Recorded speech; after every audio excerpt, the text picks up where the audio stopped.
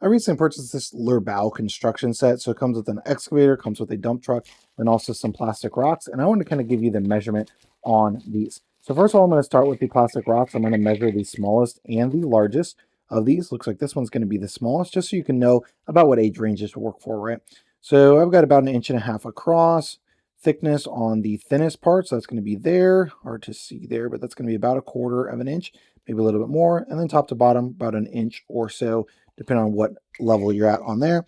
Largest rock, these are all going to be relatively close in size, is going to be a bit bigger than that other one. So again, we're about 1.25 inches, about 1.5 inches or so. And then it's going to be about that same thickness, maybe 1/4 to 1/2 inch thick, and then wider on the other side. So that's going to be all of the rocks.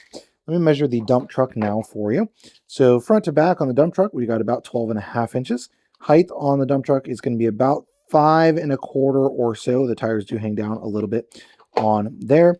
And then width on the dump truck, going to be a little over 4, about 4.125 inches on that. Now the excavator is going to be a little bit more difficult to measure because it can articulate all the way up. Obviously, I'm not going to measure that as a portion of it. So I'm just going to kind of give you the measurements of the arm so you can look at that. So the arm itself is going to be about 12.5 inches, right, from the body. The body itself is going to be about 8.5 inches by, let's say, around 4 inches or so. And then the height, not including the arm, so I'm just going to go to the top of the cab, 4.5 inches. Now, if you had this all of the way up, like so, I'm going to go ahead and pop that up. So I'm just going to assume you have it all the way up.